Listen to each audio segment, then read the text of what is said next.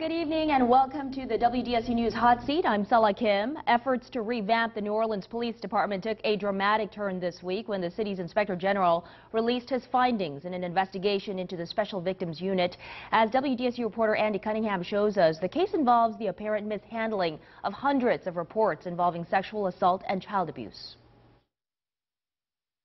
These revelations suggest an indifference to our citizens that won't be tolerated, and they offend all of the good police officers who work diligently to enforce the law. New Orleans Inspector General Ed Quattro reacting to his office's report documenting sex crime investigations by 5 NOP detectives in the Special Victims Section during a 3-year period beginning in 2011. Here's what we found.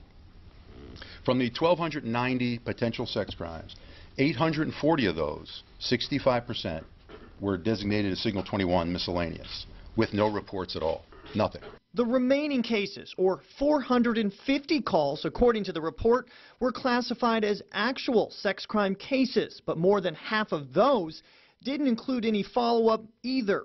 In this case, it appears that these 5 detectives may have neglected their duty, and even further. During Wednesday's press conference, Chief Michael Harrison called the allegations disturbing and vowed change. I'm committed to getting this right. This entire team is committed to getting this right. And we're continuing to rebuild the trust between the department and the community. Only identified as detectives A through E in the report, the NOPD released their names. According to the IG, Detective A, or Akron Davis, failed to follow up on almost a dozen potential crimes against children. An infant was brought to the emergency room for the skull fracture. That's what the initial report said. That's it. No other information from NOPD, from this detective. The medical report, though, says the ER nurse wrote, and I quote, "I suspect non-accidental trauma."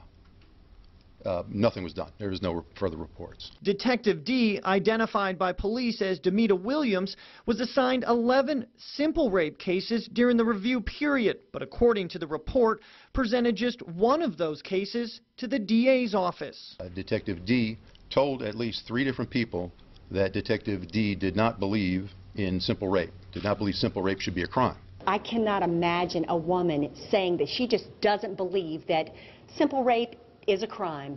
Shortly after reviewing the full report, Council President Stacey Head responded, calling the findings a failure at all levels. The justice that they receive cannot come fast enough for me. All right, I'm joined now by Inspector General Ed Quattro to dig a little bit deeper into this investigation. Thank you, Ed, for joining us. Thank you. So let's talk about this. What prompted this investigation? Well, we audited the accuracy of the Uniform Crime Reporting on rapes and published a report in May of 2014. That report showed approximately 46% of the sample, as a sample of 90 cases, had problems. They were misclassified either as unfounded or miscellaneous or sexual battery when in fact they met the definition of rape and should have been reported as a Part 1 crime. The department disagreed with that report, and so I asked our investigators to look at the 90 cases that our auditors had selected, and of course they have police experience, and so what they found was 23 of those 90 cases troubled them because some were backdated, some ignored evidence in medical records and medical reports. So it was recommended to me, and I approved an investigation of 5 detectives, their work 100% over a 3-year period, and that's what we did. Why those 5 detectives? They were associated with the 23 cases that from the auditor's sample that the investigators thought were troublesome. You didn't talk to those detectives, so how did you come to your findings? Based strictly on paper, but paper from lots of people, paper from the Special Victims File, the DNA lab, the hospital reports, central evidence and property at NOPD. So it was and the audio. We listened to the audio tapes of 450 calls, and all the calls associated with them. And with those multiple sources of information, you put them together, you see conflicts, you either agree or don't agree. So we're talking sex crimes or sexual abuse crimes, reports of these cases downgraded or classified or not being followed up. What happened to the victims? Well, we don't know. Those 270 cases are under review by the NOPD, and I think we'll get a box score from them as time goes on.